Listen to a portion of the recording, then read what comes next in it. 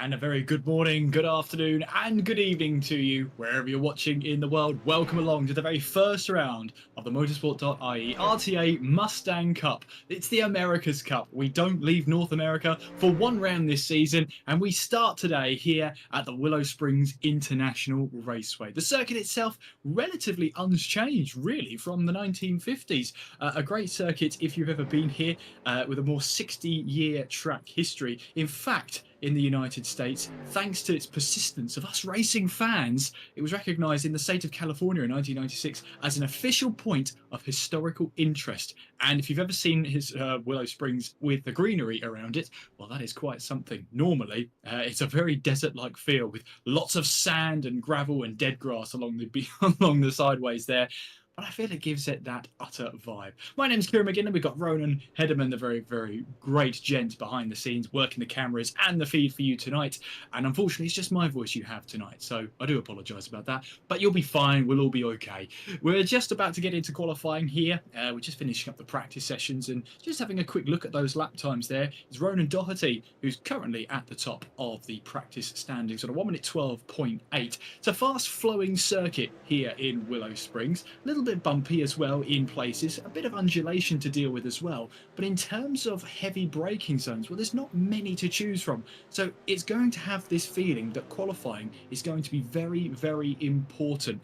Big shout outs as well to our new sponsor for this season, Motorsport.ie, and a big shout out as well to Leo Nolte. Motorsport.ie is Ireland's leading motorsport news blog, and since it was founded, it's provided the Irish motorsport community with all the latest news, insights and opinions on motorsport both in Ireland and abroad, so make sure you do check it out. And a big thank you as well to Leo Nolte of Motorsport.ie. Courtesy of them, each winner of our feature race every single time will be given a trophy.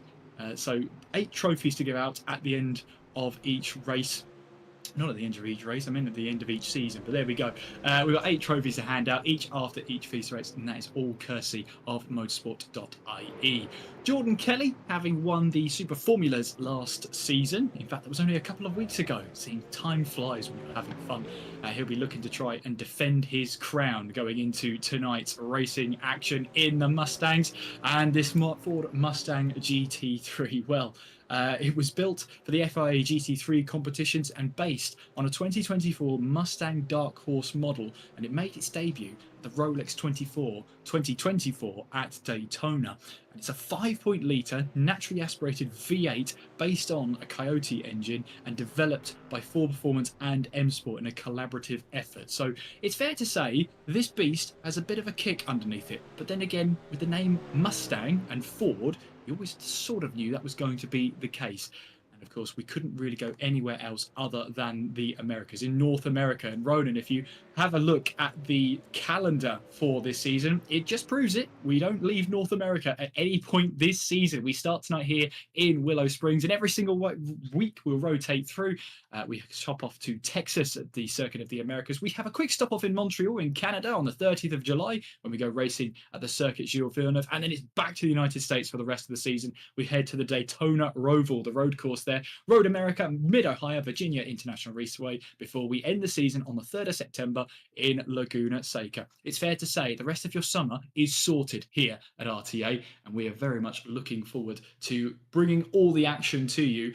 And nothing like first day of the season vibes, is there? I'm sure the likes of Ronan Doherty and Rory O'Shea will be hoping to make one better on their good performances last year. For both of them, it started to really fall apart towards the tail end of the season. I know they'll be very much back in there. Rory O'Shea picking up a race victory last season as well, so he'll be buoyed by that success. And well, we saw it there at Brands Hatch last season in the Super Formula Lights. Checker flag falls on our practice session, so we're not too far away now from qualifying. And can it be a chance here for Ronan Doherty to set a decent lap time in qualifying to get himself that all coveted pole position? Just while we have a fade away into qualifying, let's remind you how each how each day and how each race goes about it. So we have our qualifying. This will decide our grid for the first race. it'll be a 10-minute race that's set by the qualifying. Race 2 will be a 15-minute race, and the grid for that is set by the race results of race 1. And our final race, our feature race, where the Motorsport.ie trophy will be handed out, is a 20-minute race where we reverse the top 8 from race 2. The rest of it will be set by the results of race number 2. And of course, our regular penalties there. Drive-through penalty at 15x, disqualification at 20. And that is something that our championship leader last time, Jordan Kelly, experienced when he was at Brands Hatch on the very final lap. Robbed us of a little bit of a battle towards the end, but we got more than our fair share throughout that lap, let alone the rest of that race. So qualifying is underway here as we, well, perhaps look out for some new liveries out there.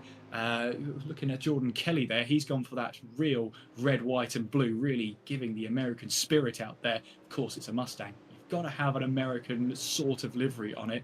I'm disappointed there's the lack of stars and or stripes, but never mind, we move forward. It's still got red, white and blue. Someone getting very, very wild and wacky coming out of the final corner there at turn 9. Couldn't quite see who that was, but in any case, it was absolutely brilliant to see. Tell you what though, let's have a ride on board then with our championship leader. Well, I say our championship leader, our championship winner from last time out. I believe we do have a hot lap set up from Jordan Kelly himself. So let's jump on board in this Mustang GT3 and see how it goes. So we're straight into Castrol Corner here, as then we make our way onwards then towards the Rabbit's Ear. It's a long right-hander here. It dips away from you to start with, and then you start climbing and climbing, and it's very easy to carry too much speed through this corner. Again, it seems like it goes on forever.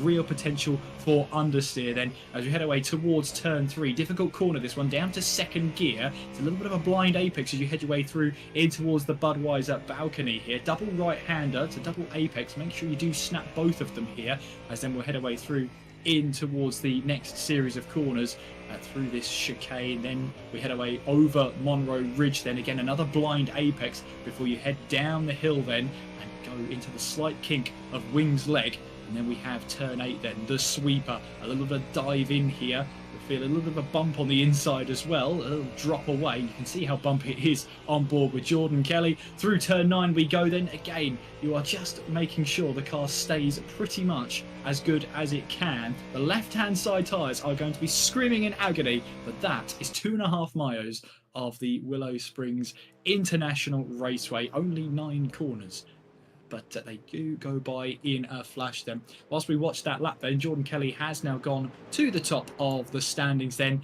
on a 1 minute 13.359. But the returning Oscar Mangan now goes into the 1 minute 12s, 112.9. I've been advised by Ronan that he is back and really hunting for glory as well. As well as that, I believe he did take part in the Heineken Player 0.0 as well, and won the event. So Ronan, he'll be racing against Max Verstappen in the Netherlands in a sim race, and that, I'm quite jealous of that one. Yeah, absolutely serious pace from Oscar. First time actually meeting Oscar in person. Really nice guy. Wicked fast, really clean racer. Has always been a clean racer in the old IDMC days and in RTA days. Yeah, but he gets to go sim race against Max Verstappen with a lovely little VIP pass to the Dutch Grand Prix. Absolutely, a good place to go. The Zandvoort. Then he'll get used to the views here, the sort of sand dunes kind of vibe at Zandvoort. So this will get him right into the thick of it then, as Oscar Mangan just getting a little bit held up behind this beautiful purple and black liveried car. That's Ronan Doherty then, so breaking out the pink in the Mustang here. Ronan Doherty, third fastest at the moment out on track, and really looking to build on last season as well, finishing runner-up in the Super Formula Light, so he'll be hoping he can go one better in the Mustangs. But of course, we went from open wheeler and then we're straight into closed cockpit in Mustangs, where you've got all that power underneath your right foot. And if we have a look at history and the stereotypes of American cars, and I know it's a stereotype, but they usually do go well in a straight line, you meet up with a corner and they do struggle a little bit. That has improved over time, of course, but you still get rid of that stereotype if and when you can. That's Jamal Gandor then, who's breaking out the purple and black livery then. Nice looking livery as well.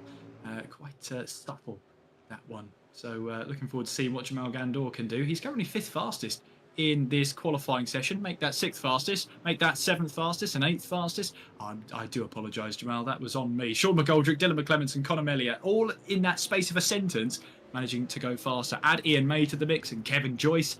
Yeah, do you know what? I'm not going to mention anything, Jamal, if you don't. Ronan Doherty now goes top of the standings then, looking to make his way back on form then. 1 minute 12.9, very similar pace to what we saw in the practice session. There's Dylan McClements, looking to really see what he can do at the start of this season. Showed real signs of promise. He'll be looking to build on the youngster.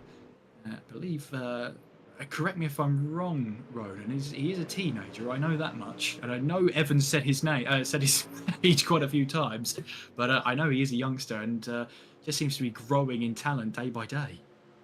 Yeah, Dylan is 14, if I'm correct. I thought it was 14. Yeah, I didn't want to say it though. But like, has race pace and race skill beyond quite a lot of the grid, which is absolutely a testament to say sim racing in general, because that's where he's getting all of his time. I don't believe he does karts or is involved in any other form of racing, so for him to have learned that much from sim racing is staggering.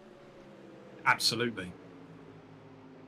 I mean, it's I always say like sim racing is a good gateway into motorsport, but I mean it's pretty much hand in hand, especially when you get onto iRacing. It pretty much is hand in hand. You don't quite get the the adrenaline rush of motorsport is dangerous, but a few wrists have been broken on these direct drives. That was someone off the track. They couldn't quite see who that was, but they don't. Sim racing still can be quite dangerous, especially if you're on a direct drive. That can really send your wrists the wrong way, which is not a good thing to do at all. There's our current pole sitter in Ronan Doherty, with a 1 minute 12.948 and about a 100th of a second clear right now of Oscar Mangan, and then it's Jordan Kelly rounding off our top 3. Evan Walsh is in 4th place now. Dylan McClements there in 5th place. Then we have Sean McGoldrick in 6th, Sean McClements in 7th, Conor Melia in 8th place, Kevin Joyce in 9th, and Tony Stack rounds off the top 10 at this moment in time. Good to see a few returning faces from last season. A few faces that are new to me, but are regulars to RTA, of course. Grace McCallion being one of them in the number 26, the white and pink Mustang, currently 23rd fastest with a 1 minute 16.5. It's the slowest lap time out there right now, but look, Lawrence de Sosva hasn't set a lap time yet. David Prunty, let's see how they can handle the Mustangs. Of course, you've already got that 2-week period, really. Maybe 3 weeks. I think we announced it before the final race what the next series was going to be, so let's say 3 weeks at maximum to learn the cars, learn maybe the tracks as well. In all seriousness, that's not a long time to learn these cars, because for most drivers they're sort of coming from the end of the day, from the end of their working day, and jump on the sim for a couple of hours. So all in all, it's not a long time to actually get used to these cars. It's Tony Stack then, who was just making his way out of the first corner and making sure he keeps it all together, of course. Only 9 turns to master, but again, to master is such a great underestimation of what you have to do here. I did say that this circuit is relatively unchanged since the 50s, but the complex itself is not. I mean, they've added I think it's the Streets of Willow Springs, which is sort of like a kind of a street circuit-esque vibe. And if you've ever played any Forza, you'll of course know about the Horse Thief Mile, which is a fun track, especially if you have like an underpowered car and you can just about barely make it up the hills there. It's a very hilly track, very much on the slant, but if you do get a chance to try the Horse Thief Mile, it's a tongue twister, so it must be a good track. Give it a try on a lower powered car. It's amazing fun, and yeah, really does offer a challenge that you don't quite often get in a lower powered car. Flash of the lights then from Conor Melia, just to let everybody know that he's on a flying lap. Hopefully don't pass in his path. See what he can do on the ends of this lap. And Ronan, he's going to jump in. What have you got for us, Ronan? Yeah, just looking at these top 5. So Ronan Doherty, we kind of know in and around the top. Oscar Mangan, a bit of an unknown to you, but like from previous rounds that I've watched Oscar in, stupidly fast, very consistent. Jordan Kelly, multiple RTA champion at this stage. Dylan McClements, obviously a young talent on the way up. Evan Walsh, somebody who we haven't seen in about 3, 4 seasons. He's regularly bullied in the RTA Discord for not showing up. That top five makes for a very interesting look into the season. It does. It's. I guess you could say it's quite an eclectic mix of talents and the backgrounds and where they stand in RTA folklore history.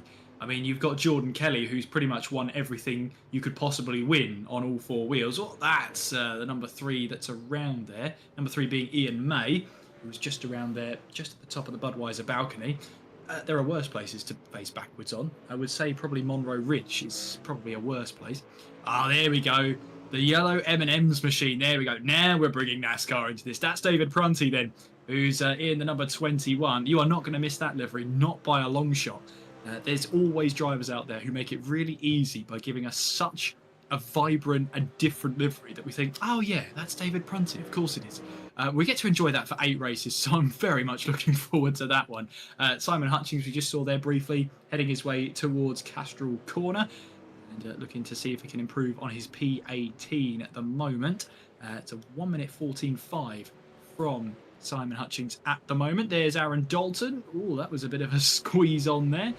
And making their way up the hill now. I think that was Jamel Gandor there. There's third place, Jordan Kelly, in this qualifying session. We have less than 3 minutes to run, which if you are just joining us for the first time, brilliant time to join us, by the way. Ireland is in a better place for having you here, of course.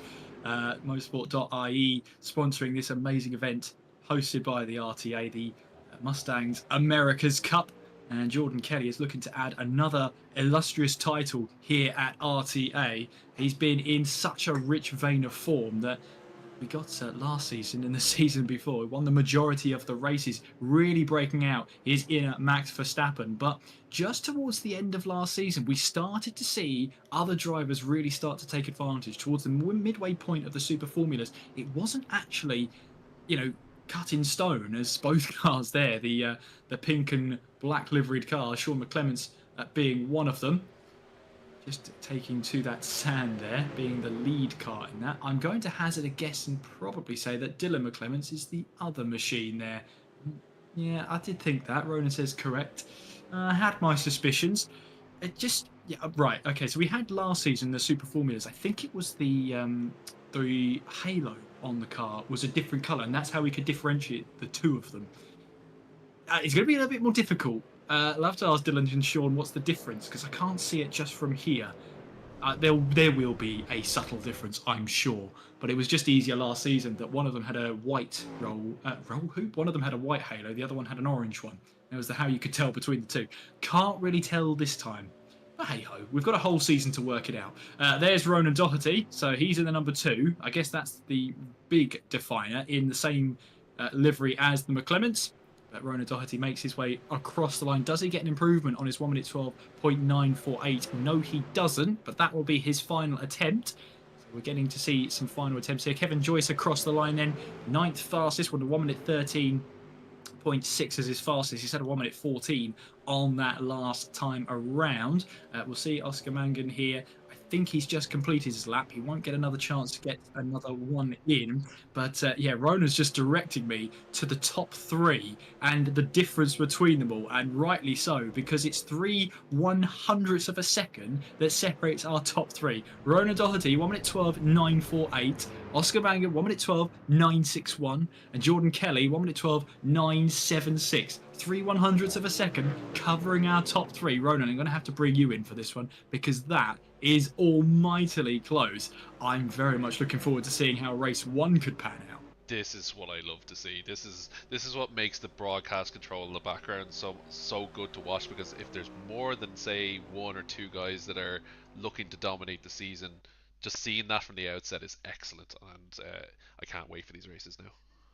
Me neither. Oscar Mangan was really on a flyer there. He set the fastest lap, fastest sector in the first sector, set a personal best in the second. He really was on for a lap there. He just needed 10 more seconds of the session. But once that clock hits 0 in our qualifying sessions, that is that. You don't get any second chances. You don't get to finish the lap. So it's Ronan Doherty who will be on pole position then for our first race of the evening. It's Oscar Mangan in second place with Jordan Kelly in third. It's Evan Walsh in fourth, Dylan McClements in fifth. It's Sean McClements on sixth, with an all McClements third row. Sean McGoldrick in seventh place with Conor Melia in eighth, Kevin Joyce in ninth, and Peter McCann rounding off the top 10. It's Adam Dowling in 11th place, Jamal Gandor in 12th, Brian McManus in 13th, TJ Baker in 14th, Tony Stack in 15th, Ian May in 16th, David Prunty 17th, Gary Corcoran in 18th place. And just to finish off the order then, it is Simon Hutchings in 19th place, Colin Carrigan in 20th, Rich Murphy in 21st, Stuart Brereton in 22nd, Philip Upson 23rd, Aaron Dalton at 24th, Grace McCallion in 25th,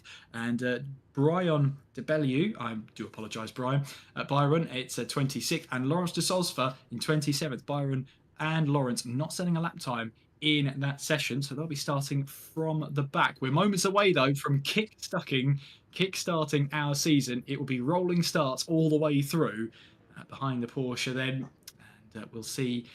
Obviously, tyres being warmed up and such the like. That means drivers will have to hold formation. We didn't get any of this last season, of course. It was all standing starts. But with our Mustangs here, it'll be rolling starts all the way throughout. And, of course, we have to go the long way. It's the full rolling lap here at Willow Springs. So we've got about maybe 2.5 minutes to have a preview of the race. Ronan, I'm going to bring you in here just to have a preview of the race. What are you expecting from this one? 3/100 of a second covering our top three. We've got our reigning Super Formula Lights champion in third place, the returning Oscar Mangan in second place. It's an all McClements third row. There's quite a lot to talk about. We've got plenty of time to do it.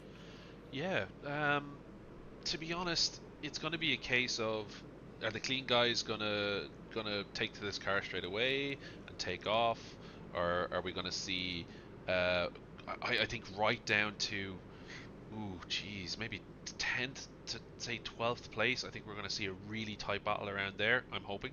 The GT3s is always in RTA folklore has always been really competitive, and from what I could see in practice last night and practice earlier on, is these guys are going to race stupidly close. These cars will take a bit of a nudge as well, so it'll be interesting to see, are we going to get some extremely close racing, let's put it that way.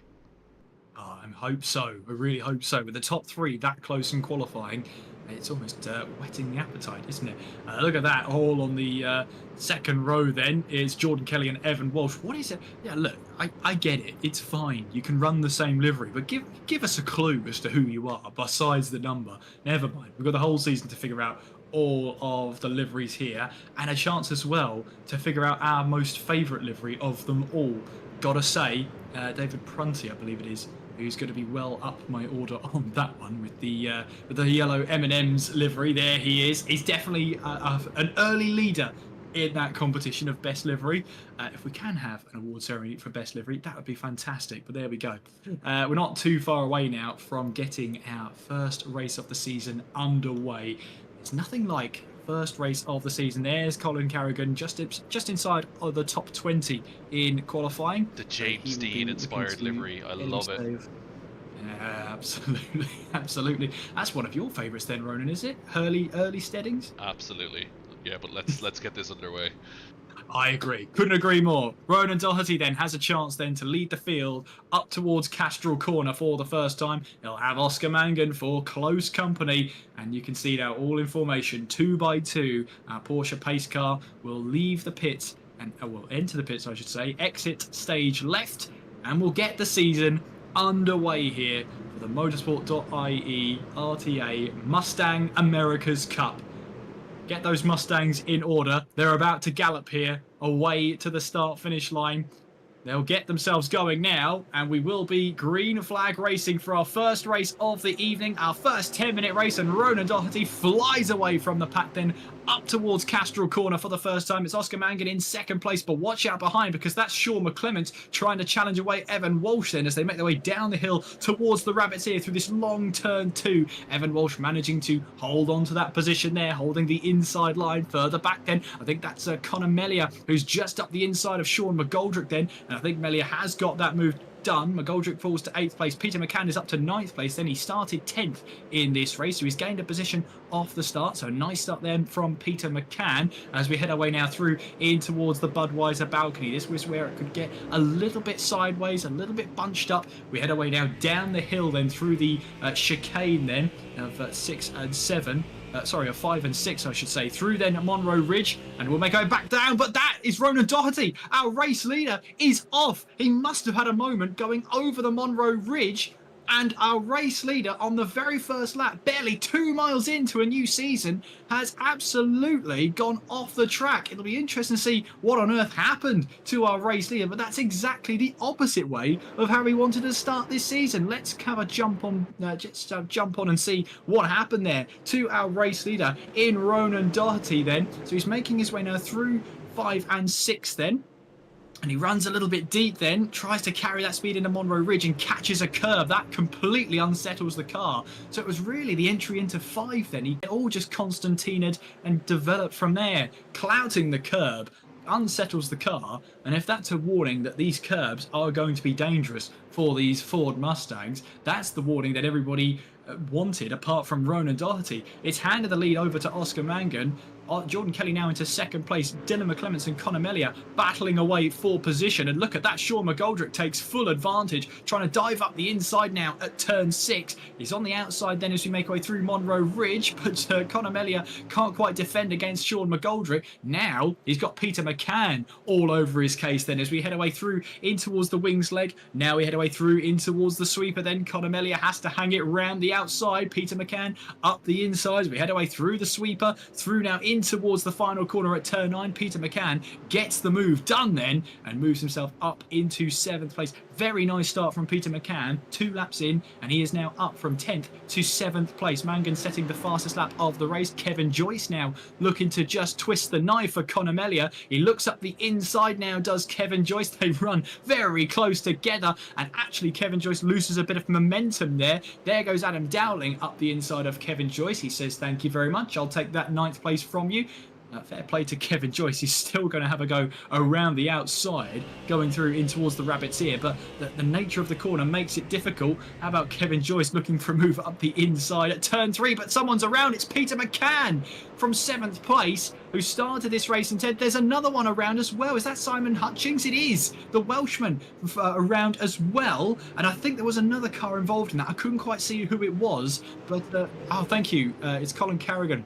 Thank you very much, Ronan, in the background there for letting us know. Tony Stack is under pressure now from Ronan Doherty as Ronan tries to look his way back up through the order, try and recover as many positions as he can. Of course, remember, going into race 2, this is where he will start his position unless he improves it soon, and then up the inside going through between the sweeper and turn 9, he grabs himself 12th place and moves himself up another position. Oscar Mangan then pulls a second clear of Jordan Kelly with the fastest lap of the race to boot as well. 1 minute 12.7 from Oscar Mangan, so he's really found the groove now and is starting to build that gap. Kelly in second place then, Evan Walsh in 3rd. Then it's the McClements, Sean, then Dylan, 4th and 5th. Sean McGoldrick is in 6th place and applying that pressure then to Dylan McClements for that 5th place. Great battle as well developing for 9th place. Kevin Joyce there having to hold back Jamal Gandor, Ian May and Ronan Doherty. Tony Stack joining the battle as well. So it's a 5-car battle right now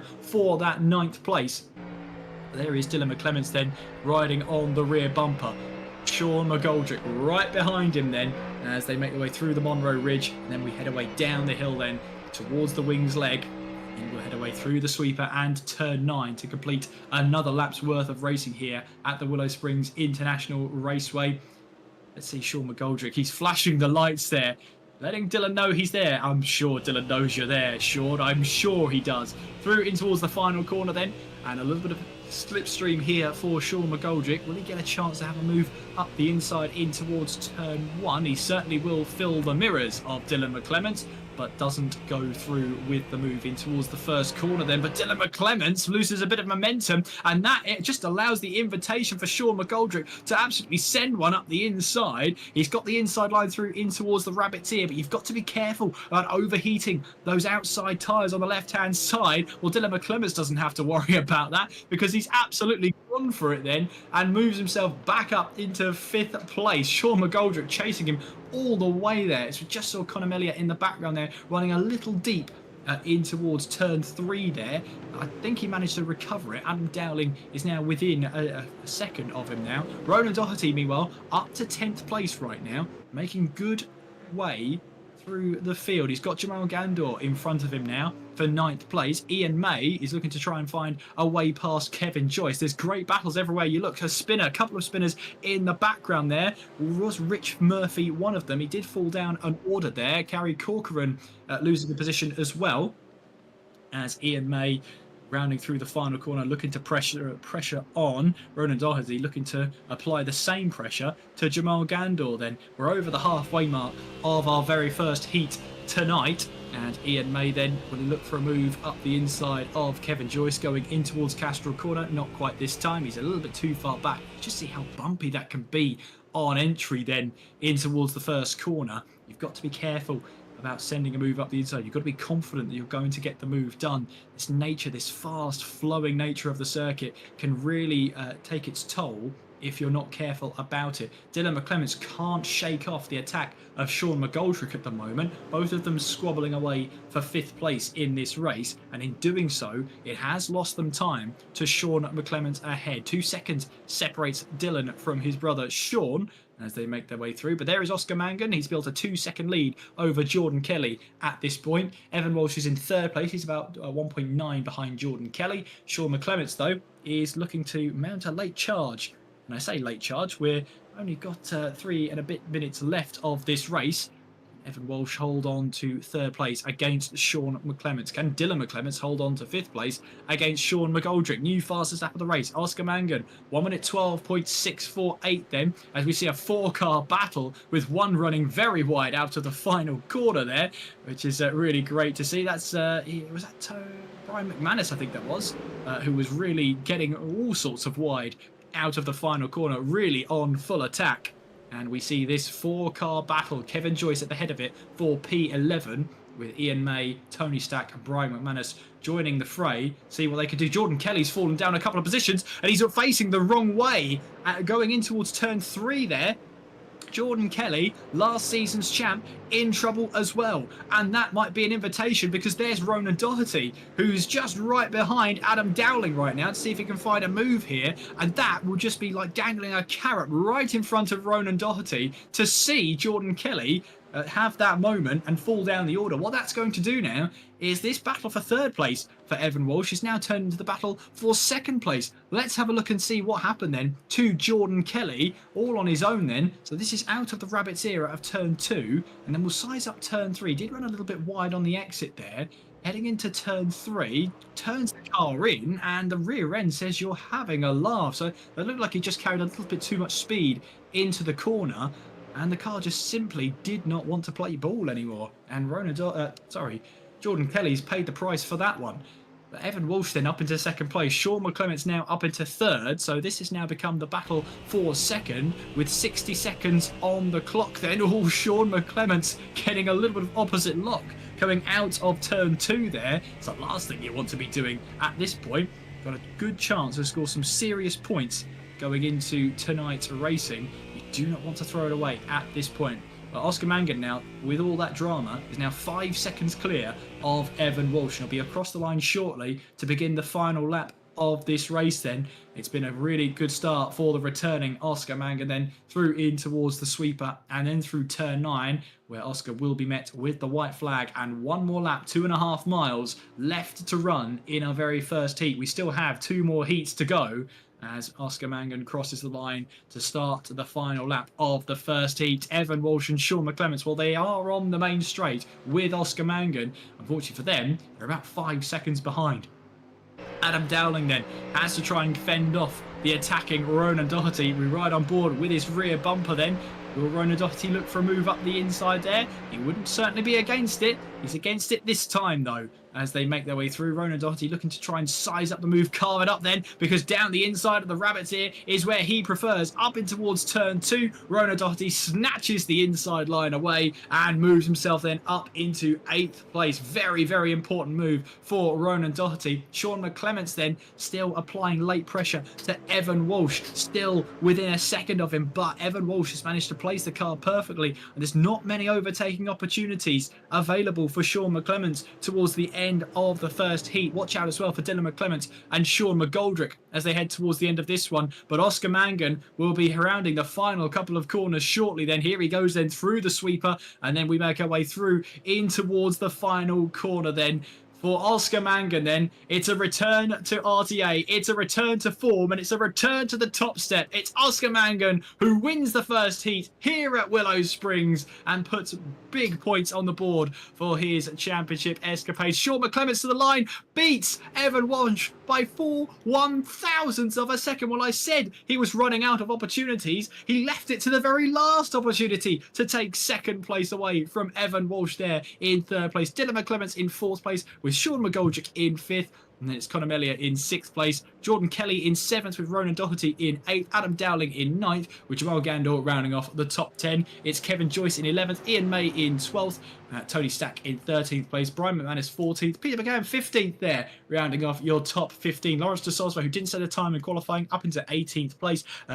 Byron de Bello did not start this race either, so a shame to not see them start at that point, but Lawrence building his way back up into 18th place, having started 26th. So good day, good first heat for Lawrence de Sosva at that point. So he'll be looking to build on that. And of course, your finishing positions here will be your starting positions for race number 2, as we just wait. I think we've had all finishes across the line, so we can bring you the results there. Oscar Mangan takes the first heat victory of the evening and of the championship. It's Sean McClements in 2nd place, Evan Walsh in 3rd, being beaten by it was 4/1000ths of a second at the line. Dylan McClements in 4th place, Sean McGoldrick 5th, Conor Melia in 6th place, Jordan Kelly in 7th, Ronan Doherty in 8th, both of them doing a fine job of recovering from those spins. Adam Dowling in 9th place, Jamal Gandor scoring a top 10 place, Kevin Joyce in 11th, Ian May in 12th, Tony Sack in 13th with Brian McManus in 14th place, Peter McCann in 15th place with David Prunty in 16th,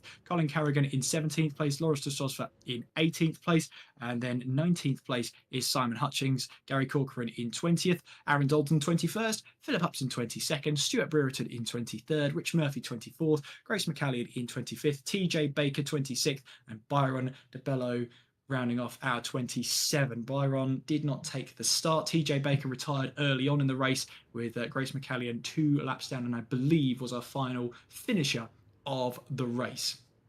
And just like that, we're ready to head into heat number 2 for our rolling start. Ronan, I've hogged this mic a lot. I guess this is your time now if you want to jump in. How was that for a first race? Yeah, geez, give you a break for like 2 seconds. I didn't think you took a break there for about 5 minutes. I'm used to it, it's fine. Yeah, no, I'm not jealous of your guys' position half the time. That race was very interesting. I know we had the spin out with Jordan halfway through the race or towards the end, but the fact that Oscar was holding a 2-second gap to Jordan Kelly, Mr. RTA champion, at this early stage is a bit of a shocker, but also at the same time as Oscar Mangan. So it's like, I don't know whether it's the car for Jordan. I know Jordan's kind of an all-rounder when it comes to either tin tops or open wheelers, but yeah, all down the grid, good battles overall. Evan Walsh, what a performance by him, and then Sean McClements to take that at the line. I'm almost raging that this wasn't race 2. I would have loved to have dropped the 2 of them into the commentary box for an interview, because that would have been amazing just to talk about that. But yeah, it's a toss up, isn't it? Bar the front few. Yeah, I was going to say Sean McClements has a good chance to see if he can find a way past Oscar Mangan, but his battle with Evan Walsh, obviously a real highlight of that race. We had a 4-car battle for 11th place at one point, which was really good to see. So keep an eye out for the likes of Kevin Joyce, Ian May, Brian McManus, Tony Stack. Peter McCann will be trying to make his way back through the field. Of course, he spun out from 7th place in the last race as well. He'll have to start this one from further down. 15th place he'll have to start from in this one. And of course, Jordan Kelly, Ronan Doherty from their spins. It was Ronan Doherty who spun out on the very first lap, was the very first spin really in this race. Had to fight his way back through the order. Good finish to finish in 8th place. Jordan Kelly spinning later on in the race, dropping it at turn 3, just taking a little bit too much speed through there with the rear tyres over-rotating with the excess speed.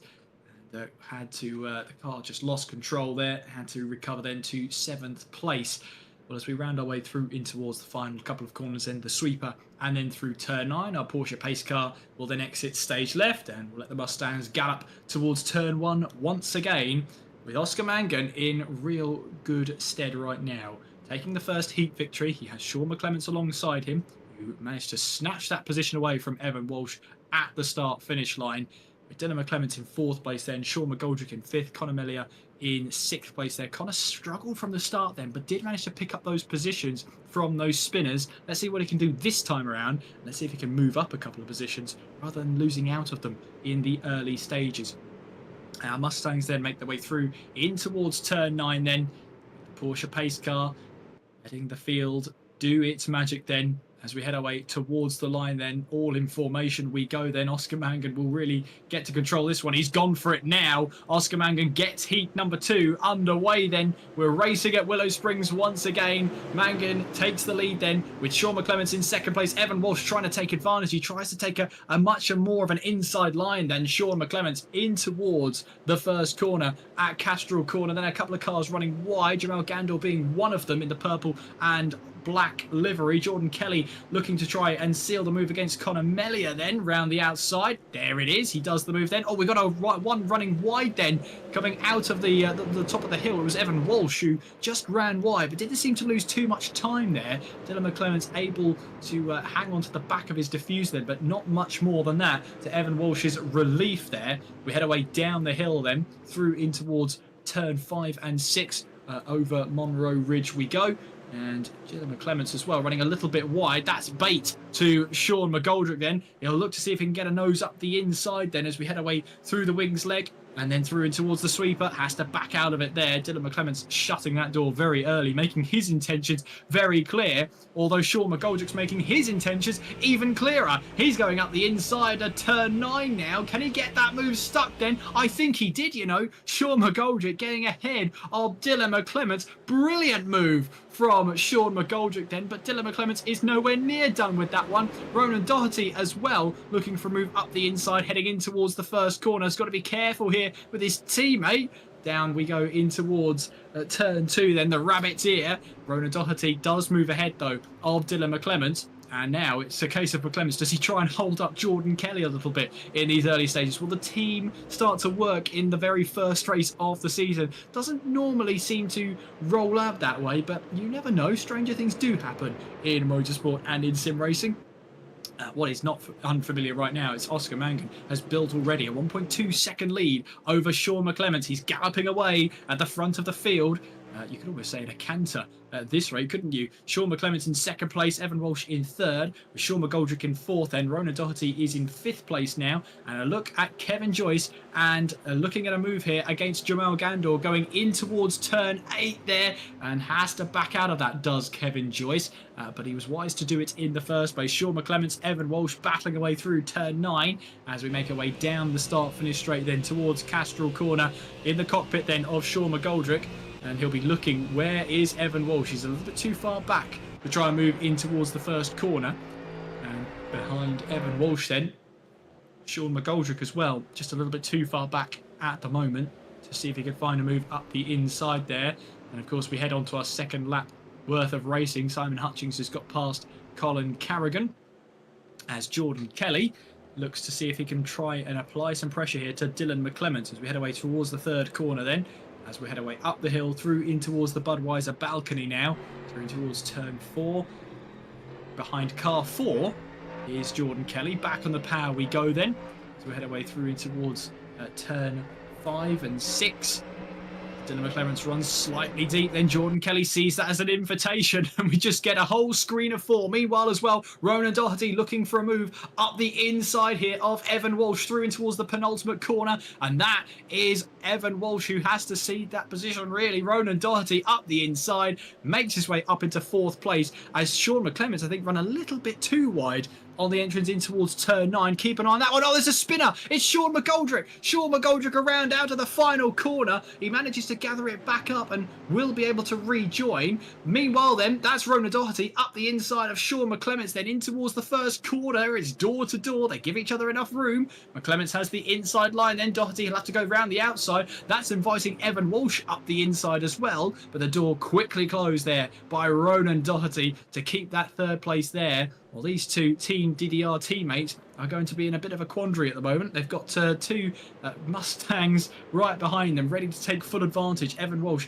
and Ronan Doherty, Evan Walsh and Jordan Kelly, I should say, chasing down Ronan Doherty, ready to pick up the pieces. Dylan McClements there as well, David Prunty, and there's a little bit of a mix-up going on in a battle for P18. I'm trying to figure out if that's a battle. Oh, it's certainly a spinner there, because that's Evan Walsh out of turn 5 then, spinning up the rear tyres and finding himself all the way around, and that's a car going straight off the circuit, going to Kota and maybe coming back at the 2nd round there.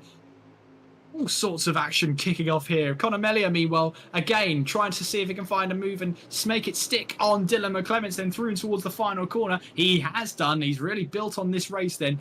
Didn't quite have the great start he wanted in the first race, but he's certainly making up for it now. Dylan McClements, though, might have the momentum on his side as we head away up the hill and in towards the first corner then. They still will run side by side. I think there was contact between them, and Dylan McClements finds himself around. And how on earth was that Adam Dowling who managed to avoid that? How on earth did he manage to avoid that? That was quite something. I'm sure he had his heart in his mouth there. Unbelievable. Or was that Jordan Kelly? It might have actually been Jordan Kelly who managed to avoid that one. Either way, I want to see how millimetrically close that was to the spinning car almost making contact there. Either way, we'll have to wait and see. We do get an instant replay here, and let's see how that all came about. So this is Dylan McClements again looking for a move up the inside of Conor Melia in towards turn 1. It did look like there was contact from first viewing. I think it could be contact there, and I think that is Jordan Kelly who just about avoids the spinning Dylan McClements there.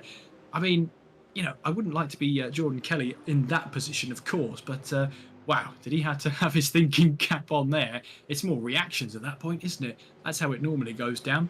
Sean McClements then doing a good job of holding Ronan Doherty behind then. The gap between himself and Oscar Mangan, though, has grown to 4.2 seconds. Sean McClements then looking to see if he can hold back Ronan Doherty. Doherty himself will want to see if he can find a couple of positions. He'll have Jordan Kelly right behind as well for close company. Ian May looking to challenge against Kevin Joyce in the mid part of this race. And yeah, these guys really picking up where they left off. Jamal Gandor, Kevin Joyce, Ian May, Tony Stack. They've been giving themselves a really good battle so far. All 4 of them. The quartet now trying to battle away, but that's Kevin Joyce who's straight around. And that just serves me right with the commentator's curse. I do apologise, Kevin. That happens. I will take full responsibility for that one. Kevin Joyce falls himself now down to 13th place. We rejoin our battle then. Sean McClements and Ronan Doherty battling for 2nd place as they through in towards the sweeper and towards turn 9. Peter McCann looking for a move up the inside here. Well, in fact, that's Sean McGoldrick looking for a move up the inside, I should say. And Peter McCann falling now down to 10th place with McGoldrick trying to recover his way through the field following that spin a couple of laps ago at the final corner. On board then and looking back from Sean McClements at Ronan Doherty through in towards turn 1 there. There's Ronan Doherty getting really up close and personal. Down in towards the rabbits here we go. I think Ronan Doherty maybe thought about a move up the inside, but I think he decided to just fill the mirrors of Sean McClements at that point. We're just over half race time in our 2nd heat of the evening. Don't forget as well, we have one more heat and the top 8 are reversed from the race results. So, for example, Oscar Mangan will be starting the race in 8th place at this rate for our feature race. As we see Sean McClements descend away down the hill. There's Tony Stack then, looking to see if he can find a way past Ian May at the halfway mark of this race. And they've all managed to fall behind Jamal Gandor, who's managed to build up a 2-second lead over Ian May. So maybe a little bit of battling going on there that might have cost them all a little bit of time. Jordan Kelly then making his way through in towards the final corner then.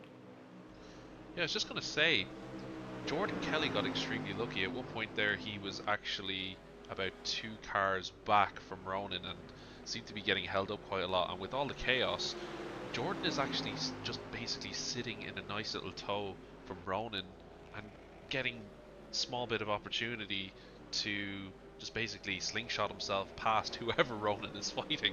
So he's been extremely lucky in every circumstance here. You do need a bit of luck on your side, but it's the fact that he's got the racer lid on as well. The fact that he can pick up the pieces where some might fall. I mean, he's fallen and had a spin himself, and he's very much making sure that doesn't happen again.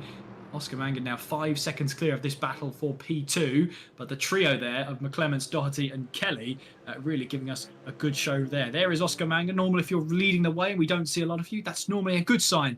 And in fact, for Oscar Mangan, it's another good sign. 5 seconds clear of the battle for second place.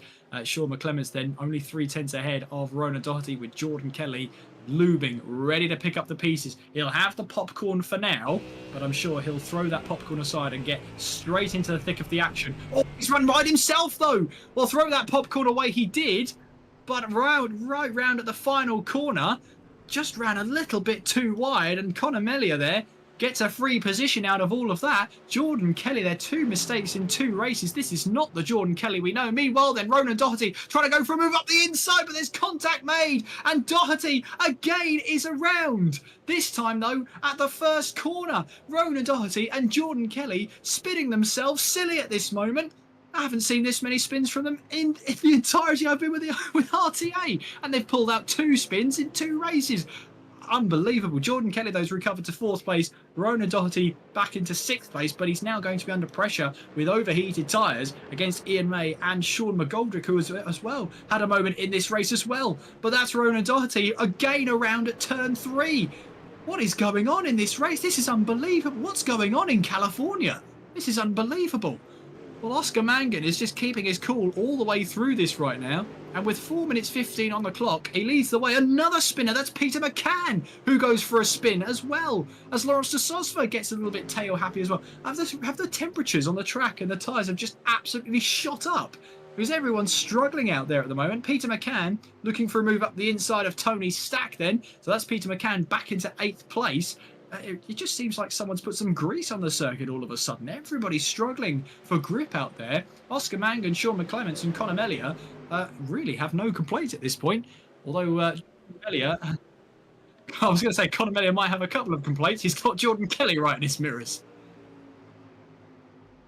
Yeah, Conor got extremely lucky there with a hand of the place, but I think the second I saw Jordan get back on track, I was like, he will not be in 3rd for very long. And there's the move. Just like that. Well, he wasn't for long, was he? Jordan Kelly now back up into 3rd place. Conor Melia did have that 3rd place for a time. There's Peter McCann and Tony Stack battling away now as they make their way up towards the Budweiser balcony, with Tony Stack having the inside line. Peter McCann has to go the long way round and has to concede for now as they make their way down the hill through in towards 5 and then through turn 6, as that's Wuru Monroe Ridge. And that's Ian May, who's had a spin as well now. Coming out of turn 5. That's another one in the background as well, having a spin. I'm trying to figure out who that one was. Oh, sorry, Gary Corcoran. Yes, you're right. Thank you very much, Ronan Hederman. Oh, just good to have a second pair of eyes, isn't it? Tony Stack and Peter McCann battling away here, ready to do battle in towards the final couple of corners, but that looked like Peter McCann has run wide. He has run wide. He's caught that little bit of, well, sand or dead grass on the outside there, and that's caught not the first driver out there in Peter McCann. And Lawrence de Sosva trying to close up now, see if he can try and make a move here. He'll have to go the long way round. I don't think Peter McCann is going to battle that too hard, which he doesn't. And Lawrence de Sosva then moves himself up into 9th place. Really good stuff from Lawrence in this race then. He started in 18th place. He's up 9 positions now, up into the top 10. Ronan Doherty and Tony Stack will be battling away out on track in the closing 2 minutes of this race. How long can Tony Stack hold back Ronan Doherty then, as we make our way through in towards turn 4 then, through the Budweiser balcony we go. Then we both get back onto the power. Down the hill we go through towards turn 5 and turn 6. There's Peter McCann, who is side by side now with Lawrence de Sosva. Peter McCann has to go the long way around in the second part of that corner, but by the time he gets to Monroe Ridge, he gets back ahead of Lawrence de Sosva. Sosva, though, will have a nice bit of toe. The fact that Peter McCann is just punching a beautifully Ford Mustang-shaped hole in the air in front of Lawrence de Sosva means he's able to stay close to him. Oscar Mangan's just crossed the line then. It's going to be close. I think we'll get 2 more laps worth of racing out of this, but don't quote me on that. Tony Stack then, and Ronan Doherty. Doherty moves to the left-hand side of the track. He's looking for that inside move. Will Tony Stack fight for this one? Down in towards the first corner. I don't think he fought it. No, he didn't fight it too much there. I think he knew that Ronan Doherty was coming through, and he'd rather stay in the tow and see if he can gain time on everybody else in front of him, or perhaps get himself away from Peter McCann and Lawrence de Sosva in these closing stages. Oscar Mangan leads the way then by 6 seconds ahead of Sean McClements. Jordan Kelly in 3rd place, Conor Melia in 4th. Jamal Gandor is up in 5th place. Great stuff from the Lebanese driver. Sean McGoldrick is in 6th place then. Ronan Doherty in 7th. Tony Stack is in 8th place. Peter McCann in 9th. Lawrence de Sosva rounds off the top 10 at this moment in time.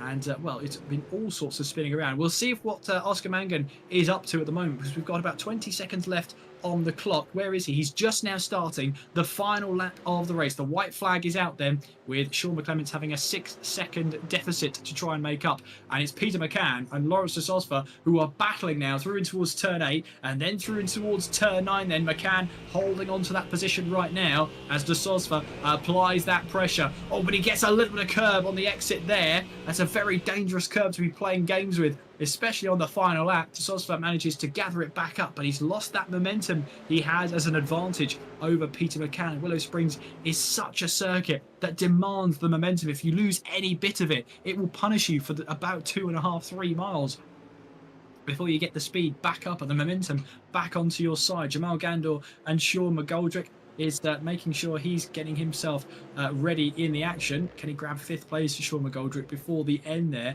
Tony Stack looking to try and hold on to this 8th place as well, because that will give him a great start and a great grid position for our feature race where the top 8 are reversed. Jordan Kelly has had another moment. That's a 3rd spin in these heats here.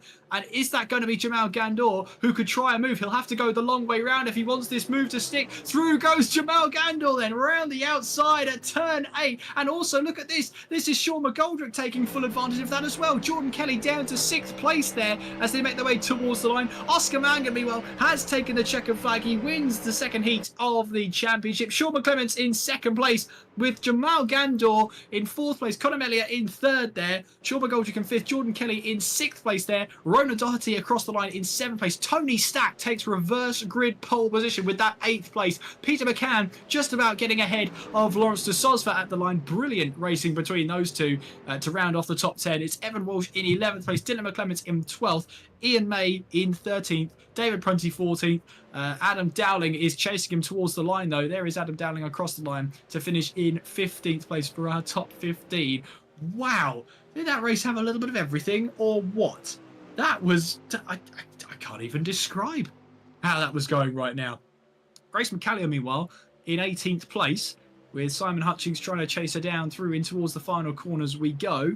And onwards towards the start-finish line. That's going to be Grace picking up P18 in this race. Simon Hutchings 19th place and Colin Carrigan rounding off our top 20.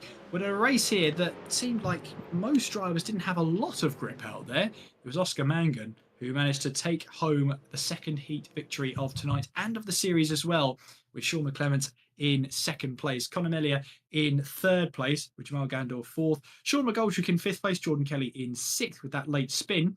Ronan Doherty 7th place. Tony Stack in 8th, up 5 positions in that race. He'll be starting from reverse grid pole, so good luck, Tony Stack. Peter McCann in 9th place. Lawrence de Sosva in 10th. Evan Walsh 11th. Dylan McClements in 12th.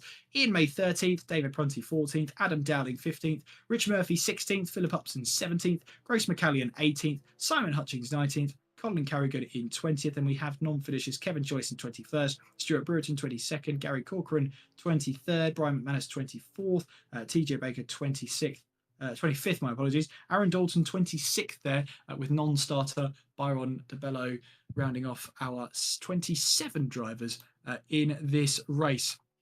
Well, that race had a little bit of everything. Is there anybody who fancies a chat with us? Oh, yes, I believe we do. We have our 2 heat winner, Oscar Mangan. Let's see if we can drag him in there. I'm having trouble. Ah, there we go. I think Ronan's done it for me. He's dragged Oscar in by the scruff of his neck. Oscar, welcome to the stream. 2 race wins on your return. That's some way to announce your comeback.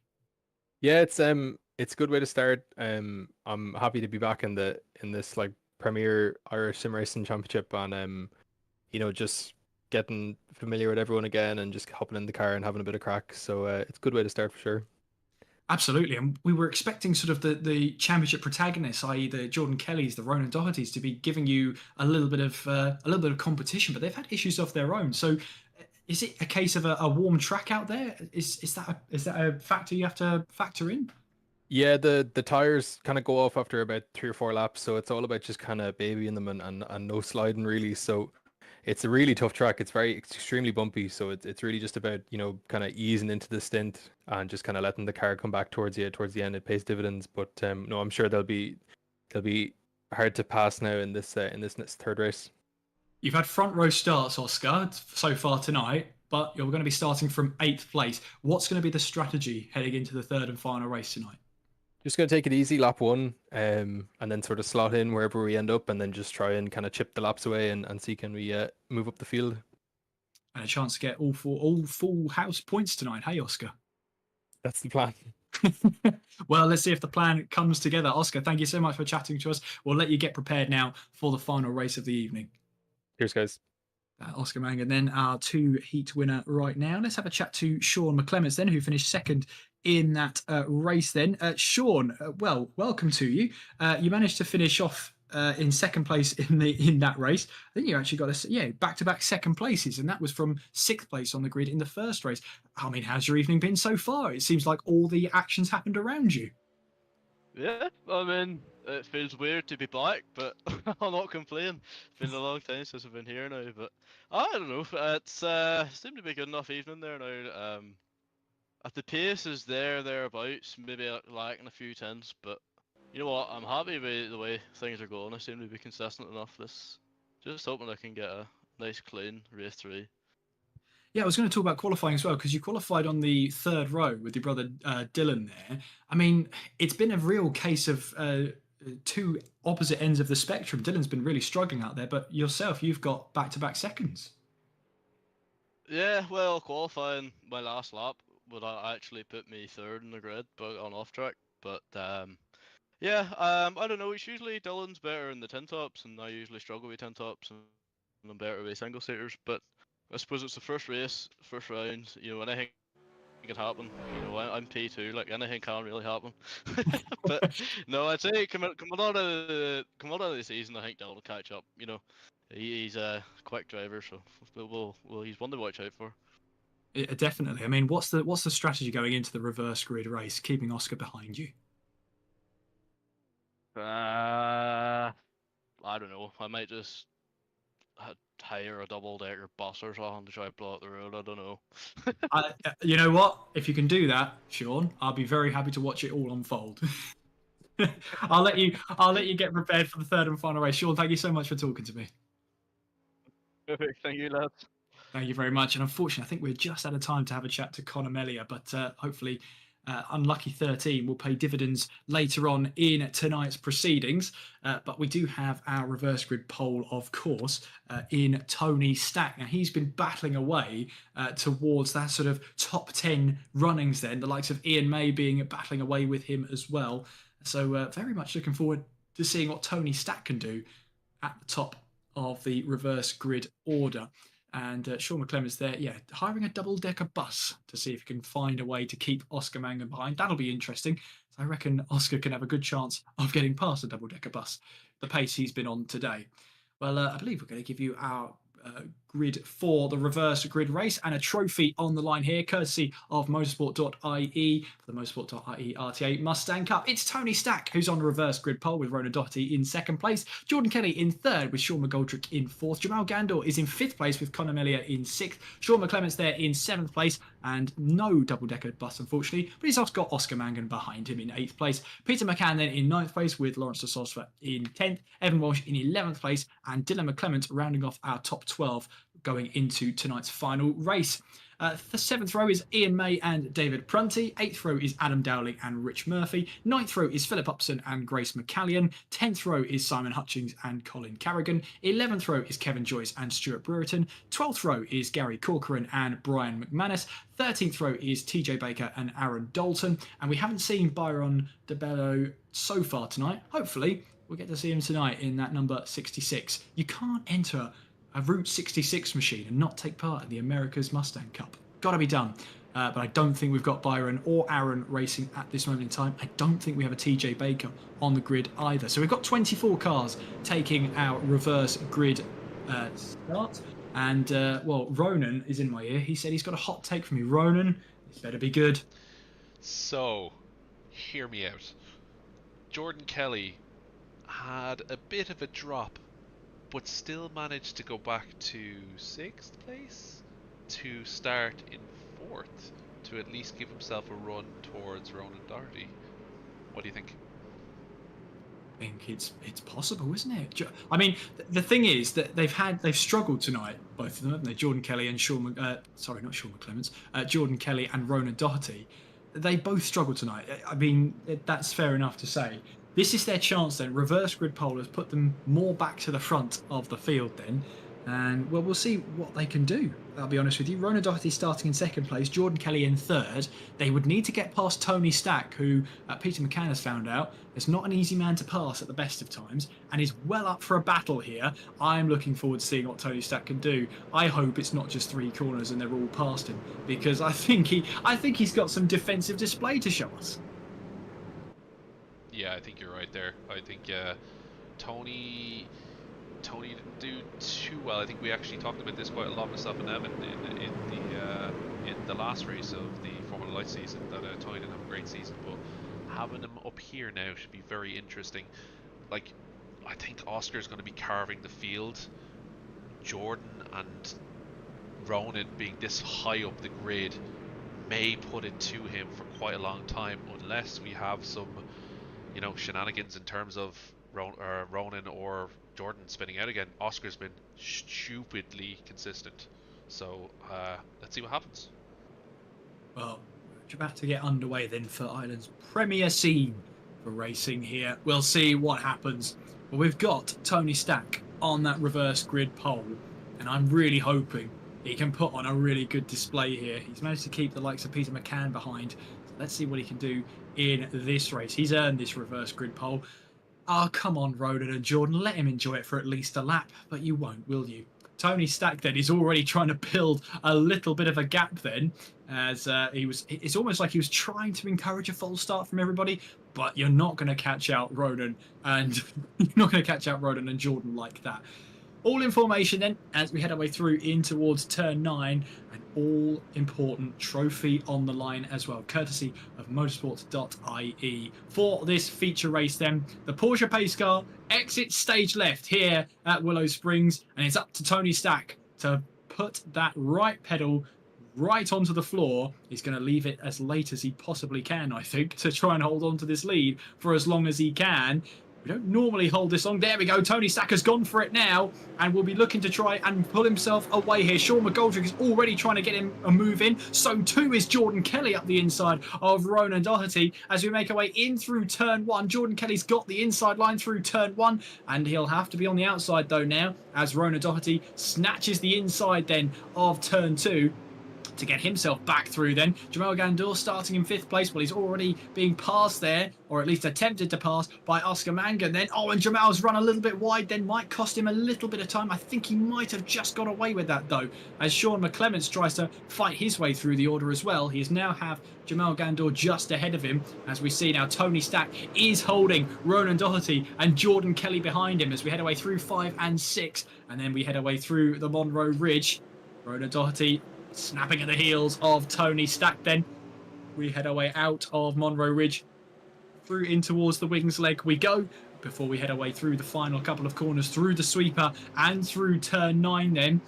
And will Ronan Doherty have a look up the inside? Yes, he will. I think he's further alongside. He's far enough alongside to keep a move up the inside. Doherty then takes over the lead of the race, and in doing so has put Tony Stack off of that momentum. And I talked earlier about how it's so important to have momentum, and unfortunately that's Grace McCallion who's gone very wide at the final corner. Then Tony Stack has to defend. Jordan Kelly swooping his way around the outside at turn 1 then to get the move done on Tony Stack. So Jordan Kelly now up into second place, Stack down to third. Here's Oscar Mangan then, who's going the long way round against Conor Melia in this battle for 5th place. If he can hang it round here, he'll get the inside line heading away towards turn 3.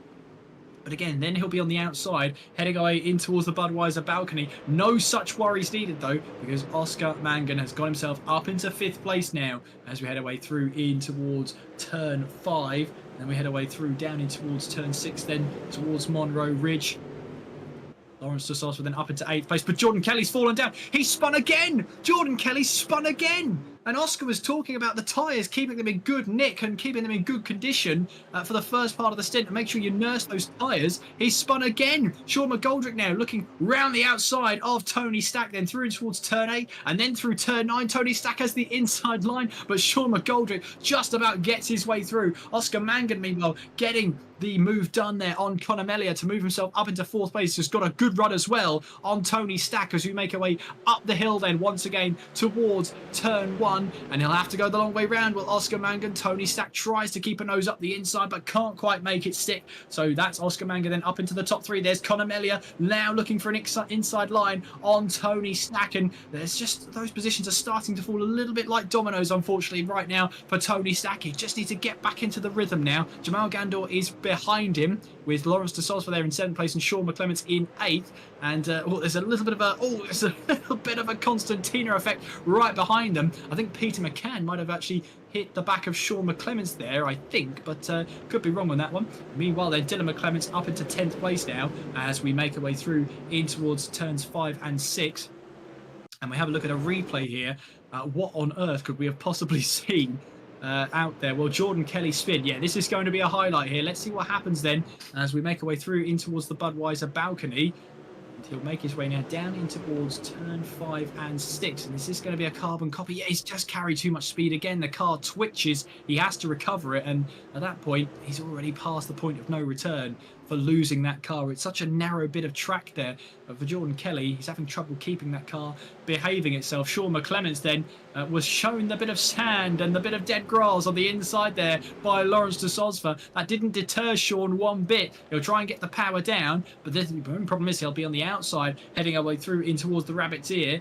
Through this long right-hander of turn 2. De Sosva holds on to that position. Oscar Mangan then has made the move stick on Sean McGoldrick. Moves himself now up into 2nd place. He's now got about 2.2 seconds, or 2.3 seconds, I should say, behind on Ronan Doherty. But looking at the pace Oscar's had so far today, it's going to be a big challenge for Ronan Doherty to keep him behind. Lawrence de Sauce for them is currently in 7th place right now, up 3 positions from where he started.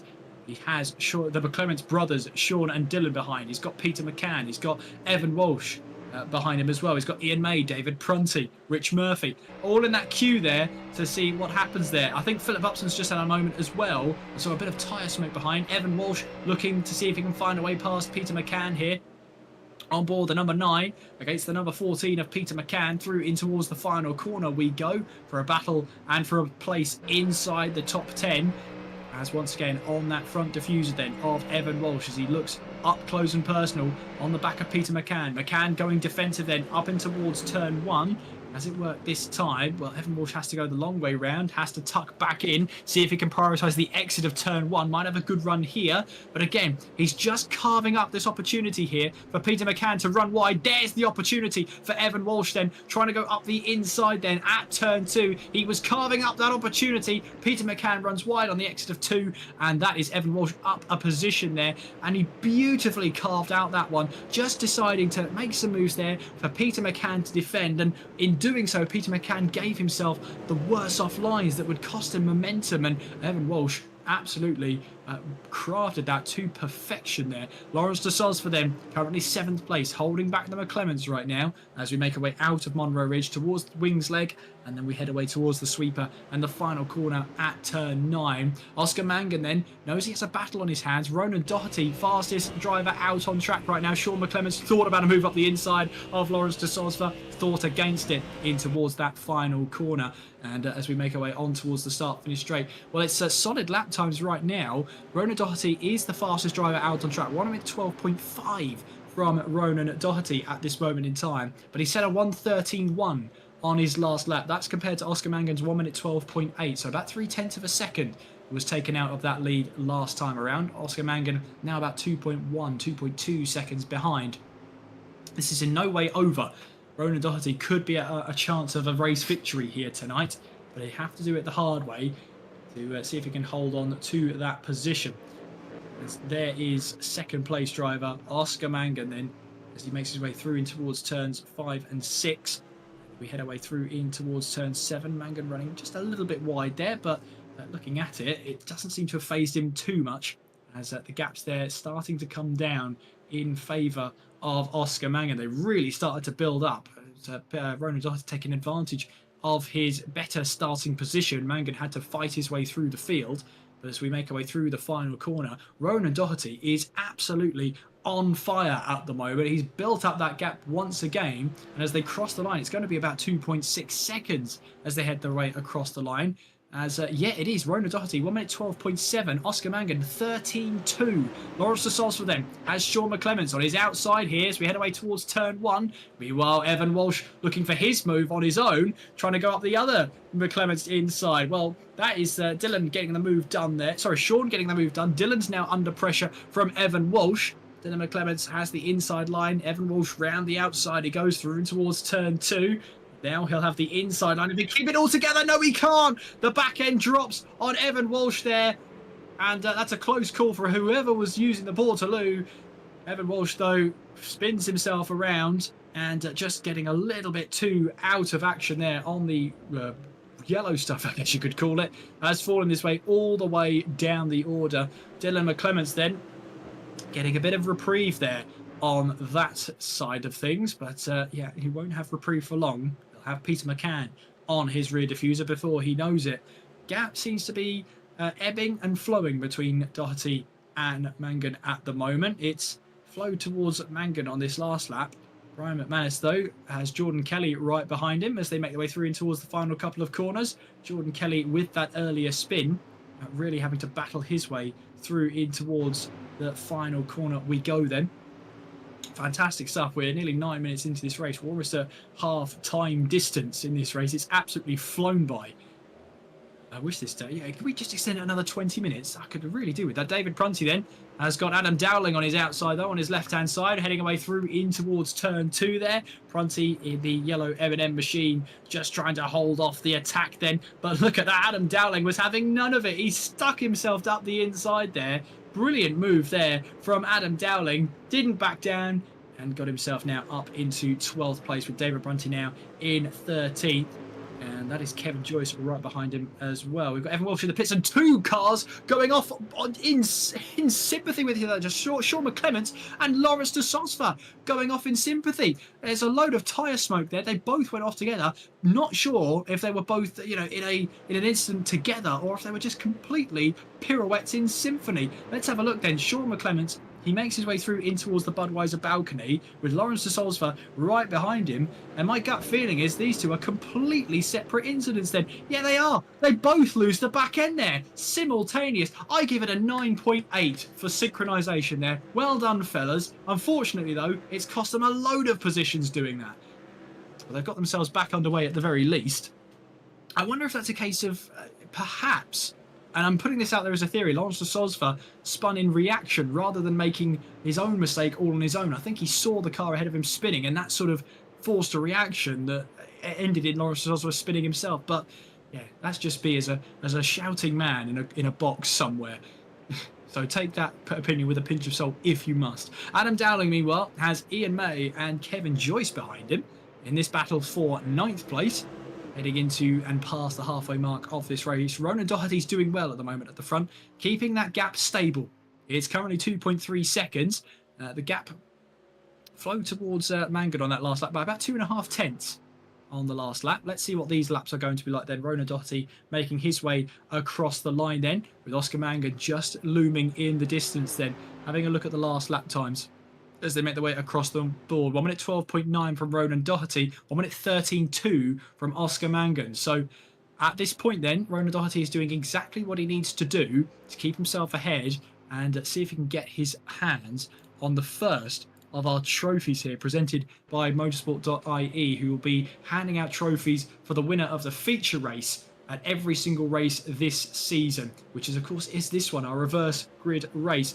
There is Ian May, though, making all sorts of problems here for Adam Dowling. Dowling is holding on to that position very well indeed as they make their way through in towards now turn 3. Will he have a look? I think he's just a bit too far behind at that point to see if he can find a way through. But 2 different lines being taken there. I wouldn't be surprised if that is not the end of that battle. Brian McManus has Lawrence de Sosva behind him now as we make our way through in towards and out of the Budweiser balcony. Down we go through turn 5 and 6. And our leaders then still pushing away. Ian May, though, got a better run. Look at this. They're side by side with Adam Dowling then as we make our way through in towards the 8th corner then, still side by side. Now, I can tell you, turn 9 is not a side-by-side corner here, as Kevin Joyce fancies a move up the inside as well. In towards turn 9 here, riding on board with him. Somehow they all made it through. But what was it I said about you can't run too wide through the final corner? Well, those 3 proved me wrong. Look at David Prunty. Look at the run he's got then out of the final corner. Looking for a move up the inside of Kevin Joyce. The door was closed on him there. Couldn't quite find the way through. But these 4 now battling away for 9th place on the grid. And you see there David Prunty flashing his lights. He wasn't quite happy with that one. He knows he's going to have to work hard to see if he can get the move done. Ian May is certainly working hard to carve out this opportunity then against Adam Dowling as we head our way through in towards the 3rd corner then. 2 slightly different lines being taken here. You'll see now Ian May will try and cut back in, grab the earlier apex and see if he can carry a little bit more speed out of the corner and head our way down in through 5 and 6. Let's ride on board with Ian May then in the cockpit. We head our way through in towards the Monroe Ridge, and now you'll get a little bit of a tow here, will Ian May, as we head our way through in towards Wings Leg here, through this slight kinked left-hander. Through we then go in towards the sweeper now of turn 8, and then in towards turn 9 we go.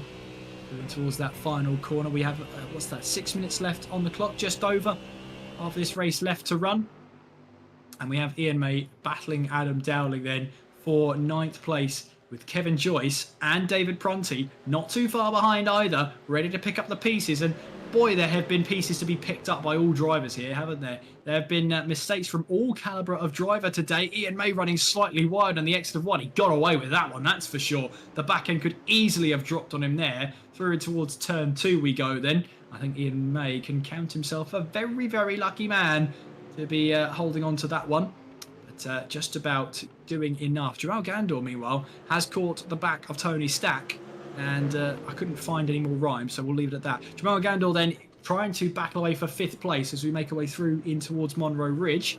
And will the Lebanese driver get himself back up there? Well, he might do, because Conor Miller has run wide onto the yellow stuff and falls a position down and loses a position as well to Dylan McClements. So car number 13 now down into 7th place now for Conor Miller. Well, now that has promoted Tony Stack and Jamal Gandor 4th and 5th right now. So we'll keep an eye on this one in these closing stages. That's a battle for 4th place. Kevin Joyce was looking for a move up the inside of Ian May, but managed to just about slot in behind with, again, David Prunty running wide at the final corner. He loves running wide at that final corner. Throws everything into that corner. And was able to hold on to that one as well. Oh no, that's Ian May who's run wide there. Run wide, I think as well. Might have been off-putted there. Yeah, maybe impeded. I think that was Grace McCallion moving to the left-hand side of the track there to try and let the traffic through. And perhaps Ian May was just caught out a little bit there. That's put him right into the clutches of Lawrence de Sosva then. Heading our way now for P12. But he manages to hold off that attack for now, as McCallion runs a little bit off the track just to make sure the blue flags are respected.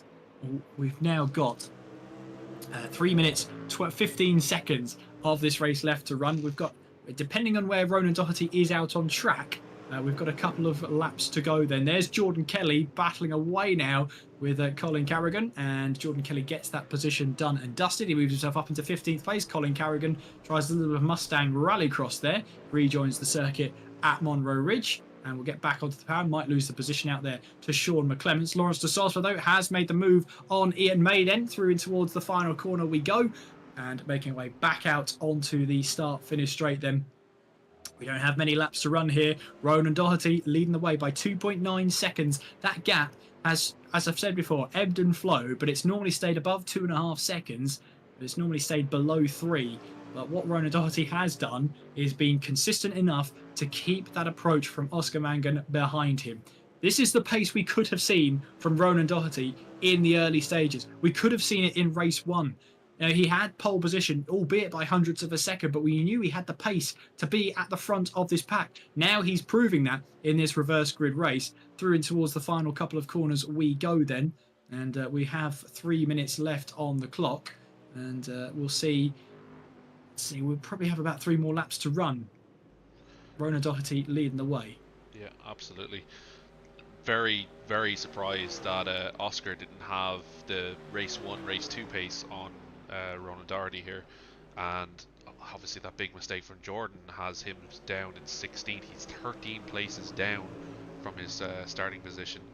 But yeah, Oscar not catching Ronan is a big surprise. Ronan must have decided that maybe a bit of tyre conservation was in order to keep himself ahead. Perhaps, yeah, and it's paid dividends in the end. Meanwhile, then, Dylan McClements has got the move done on Jamal Gandor and moves himself now up into 5th place. He'll have Tony Stack as the next target as we make our way in towards the closing stages of this race. It's one of those races I really didn't want to end. I've been talking off camera with Ronan Hederman about how this track does just have a little bit of a soft spot in my heart. Does it have the best racing on display in the Americas, maybe in the world? Probably not. But you know what? It's given us plenty of drama, plenty of talking points, and just really good racing action from our drivers today. The steering temperatures on track with these tyres have really paid dividends there. Jordan Kelly might actually be recovering from another moment there. He was in the pits, thank you, Ronan, in my ear. So he was in the pits then, so he rejoins the circuit then down in 19th place. Well, Ronan Doherty's just crossed the line then, so we'll probably have 2 more laps to run. If my math serves me well, which it normally doesn't, but here we are. We're all here with us. 2.8 seconds is the gap between Doherty and Mangan in these closing stages. Sean McGoldrick in 3rd place then. Tony Stack 4th place right now, but he does have Dylan McClements right behind him here. Tony Stack had that reverse grid pole, and honestly, he's done a splendid job so far today, making his way up the order, and he will certainly be looking to see if he can improve on the running today. Where did he finish in that first race? He finished 13th in the first race, got himself up to 8th for the second race, but there goes, that's Sean McClements up the inside there of Colin Carrigan for 15th place, as Sean McClements looks to find his way back through the field. As Tony Stack here will have a big job in his hands to keep the 14-year-old behind Dylan McClements.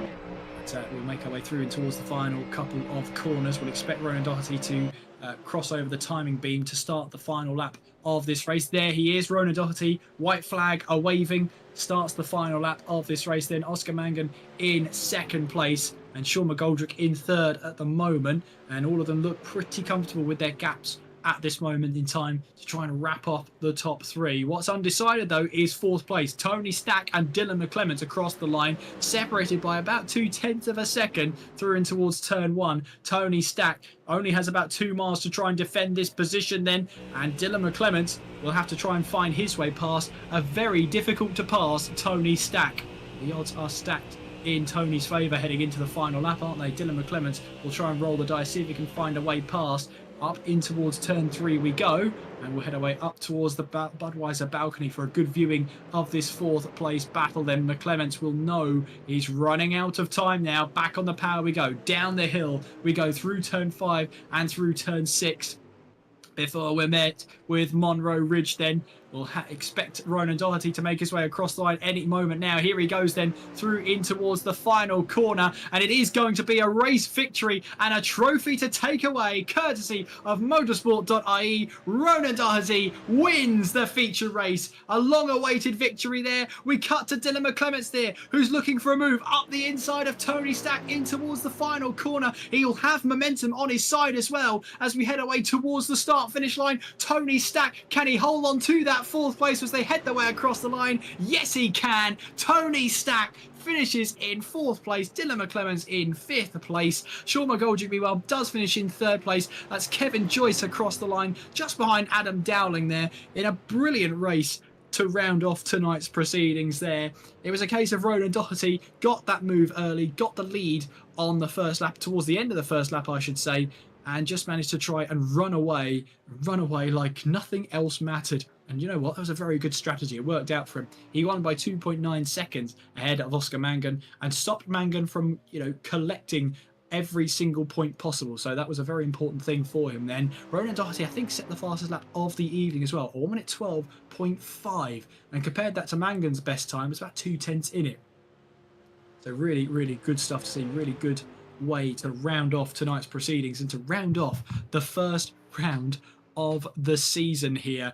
I've thoroughly enjoyed that. I hope you have too. We'll have a chat to our top 3 in our feature race. And of course, we'll be sending the Motorsport.ie feature race trophy on the way of Ronan Doherty. It's fair to say that win was probably coming for a while tonight. It's finally happened for Ronan. He finishes top of the order in the feature race. Oscar Mangan in second place with Sean McGoldrick rounding off our top 3 drivers. It's Tony Stack in fourth place with Dylan McClements in fifth place. Jamal Gandor in sixth with Conor Melia in seventh place. Peter McCann in eighth place with Adam Dowling in ninth, and Kevin Joyce rounding off the top 10, having climbed 11 positions in that last race. David Prunty in 11th place, Lawrence de Salsfa in 12th, Brian McManus in 13th place, picking up 11 places along his way. Ian May in 14th place with Sean McClements in 15th. 16th place went the way of Colin Carrigan with 17th place Evan Walsh. 18th place Rich Murphy with 19th place being Stuart Brereton. 20th place Jordan Kelly struggled today with 21st place going the way of Grace McCallion. 22nd Gary Corcoran. 23rd Philip Upson. 24th Simon Hutchings. 25th, 26th and 27th all non-starters in this race being TJ Baker, Byron DeBay and Aaron Dalton. And that wraps up our on-track action. Let's have a look at our off-track action, and we should probably have a start with our race winner in Ronan Doherty. Let's grab him into the commentary box and have a chat with him. Ronan Doherty, race winner, and, well, you'll be collecting the Motorsport.ie trophy for winning that feature race, Ronan. It's fair to say it's been a difficult evening for you, but what a way to round it off, a victory. I mean, I just wish I hadn't made that mistake in the first race, but first time racing this, so not quite used to the cold tyres, but I had the pace the whole way through. It got pole and then managed to keep Oscar at bay all right in the last race. So yeah, I was happy enough with the pace. There was just a few different incidents happened that was unfortunate. Like in the second race, we're going for second, and Sean, I don't know, there was a net code or something, and it just completely spun me around to give me suspension damage. So I was a little bit unlucky in that one, but I shouldn't have been that far back anyway because of the race 1 mistake. Yeah, I mean, it's going to be a talking point, this one, I'm afraid, Ronan, when it comes to what is it? First lap there. It was about turn 5, was it? Halfway yeah, through the lap. Right. Talk us through what happened there. I was just too greedy in the power when the tyres were cold and it understeered massively, and tried left out of it, but couldn't get myself back over to the left and hit the curb, and the whole car just went sideways. So yeah, it was not unfortunate, it was my mistake, but listen, you learn every time you make a mistake like that. So I'll know for the next race I do in this car just to watch the understeer and the cold tires in a corner like that. I mean, as well, I hope this is a summation for what we're going to see this season, but the top 3 in qualifying separated by 3/100ths of a second. What was the sort of the edge you had over Jordan Kelly to grab pole position today? I don't know. You see, like last night I went on and just done 35 laps just to learn the track, and I was maybe a 10th off Oscar and Jordan, but I knew my optimal was really good, so I just went in before I went on tonight and had a look at my optimal and what was doing different. I managed to find that extra 10th or 2, and Yeah, a good pace. I was a bit worried in qualifying because I didn't really nail a lap. I don't think the other lads did either. It was just a shame that I couldn't keep it on the road in the first race to really show it. Well, Ronan, we've got Texas coming up next, Circuit of the Americas. Is that a track that treats you nicely? I don't know it that well, to be fair. It's quite a long lap, but I'd say the racing will be easier to pass and it will be more entertaining to watch. It's a nice wide track, of course, Formula One track, and a good mixture of slow corners with heavy braking and some high speed fast turns in there as well. So yeah, I'm looking forward to it. Well, Ronan, congratulations on the victory. Your Motorsport.ie feature race trophy is on its way to. Make sure you gloat and show it off. Do get it a good place on the mantelpiece, won't you? Yeah, I'll try to get it up somewhere anyway. Great stuff, Ronan. It's a Right, pleasure to cheers. talk to you. We'll see you next week. Thank you very much. And let's grab our second place driver in that race, Oscar Mangan. Couldn't quite make it the hat trick, but hat tricks are rare to come by in RTA. We know that for sure. Oscar, great to chat to you again. Almost the full house of victories, but you couldn't quite catch Ronan at the end there. You're pretty much matched for pace, the both of you, which is a shame because I was sort of expecting you to be battling at from the word go in race one, but you're just matched for pace at the end, and the inroads you made towards Ronan sort of receded again, and it was a bit of cat and mouse towards the end. Yeah, that's exactly it. Really, I got an okay start and kind of just chipped away, and then he got a bit of a gap, and he just held his pace. The kind of lap 4 to lap 7, I just made a few mistakes and overdrove a bit, and then it took me a while to settle back. And then once I did, we were basically within like a tenth of each other every lap, so there was no catching unless he made a mistake, and he just held his own. So fair play to him and congrats. I mean, we're only 3 races in the season, really. 3 heats in, 1 round down. Is there anybody you've sort of spotted your eye as being a potential title rival this season with 7 rounds to go? Early days, but you've got to think about it. I'd say definitely Ronan and Jordan. I think Jordan didn't really gel with this track. He wasn't happy with that, but Ronan seemed to just kind of silently just put the laps in and build pace up. So I'd say it's those two for now, for sure, anyway, and there can always be someone else that's hidden at the moment. Willow Springs has treated you very well tonight, Oscar. When we head to Circuit of the Americas in about a week's time, down in Texas, they do everything bigger. Are your wins going to be bigger down there? I hope so. It's a track I actually enjoy. It's got a bit of Suzuka, it's got a bit of other tracks as well, a bit of Le Mans and things like that. So it's and that's a really fun one for racing. There's plenty of overtaking opportunities. So hopefully that's a good one. Yeah, absolutely. And Ronan mentioned about the cold tyres on these cars then, but you seem to manage it very, very well. I suppose you're not going to tell anybody about your tyre whispering secrets, but what's the sort of secret? What's the key to getting the best out of these tyres? Really, just don't abuse them for the first lap or two. If you're really gentle with them and just kind of don't get on the traction control and just kind of nice and easy on the steering and not crank a load of lock on, that's one thing that can really overheat the fronts. It kind of pays dividends towards the end of the stint, especially when we go to Texas. If the track temperature is really high, that's going to be crucial. Well, a huge bout of points for you, Oscar. Big congratulations to you. I'll let you go and celebrate. As far as my calculations are, you're top of the standings right now. Great. Good to hear. Cheers, lads. Cheers, Oscar. Have a great evening. And we'll have a chat now to our third place driver in Sean McGoldrick. Sean, can you hear us? I can hear you. Good stuff. Good to see you, Sean. First time we've met, obviously, this season. 2 fifth places and a third. You must be happy with that. That's a very strong haul of points. Yeah, I'm really, really pleased with that. I think it's probably 70 plus points. The system is really tight in RTA, so yeah, it's a really, really good night. I mean, we're just watching on screen now. This is going into the final couple of corners. Your move around the outside of Tony Stack. I mean, we saw a couple of drivers going too wide through here. What's it like being on the outside there? Yeah, it's pretty scary. I tried it a couple of times in the GR86 Cup last year, and I didn't succeed. But Tony's my teammate in the RTA Endurance Series, so I knew he wasn't going to fight me. He certainly wasn't going to kill me there for the sake of competition. Oh, I don't know, teammates have heel turns, but yeah, good to see that happen there. I mean, yeah, a bit shaky there, but I mean, a good haul of points for you as well. 2 fifth places, a third place, with all sorts happening around you, and you're picking up the pieces. Yeah, and I think I was down to maybe 15th place or something like that in the second race. I had a big mistake in the last turn, but I managed to get it back up to 5th place, thankfully, and with the reverse grid that became 4th, and yeah, In the final race, I let Oscar by because I knew that wasn't really my race, and it was really interesting to follow him and learn about what he's doing with the car. That was really useful. I mean, in those two hectic races, you had the battling, you had the spins as well. Was it just sort of a nice feeling to be in race 3, just in a race of your own, on your own? Yeah, it is and it isn't. You know, it's nice to get into a rhythm and really do consistent laps and protect the tires, so you're not going to have a drop off. And I was watching the time to Connor behind, but I think he had a mistake halfway through, and so after that I could back it off and yeah, just bring it home. Bring it home, you did. Will we head to Texas next week for the Circuit of the Americas? How's that a track for you? Is it one of a good one or a bad one for Sean McGoldrick? I quite like it. I know a lot of people don't, mainly because of the sausage curbs at the start.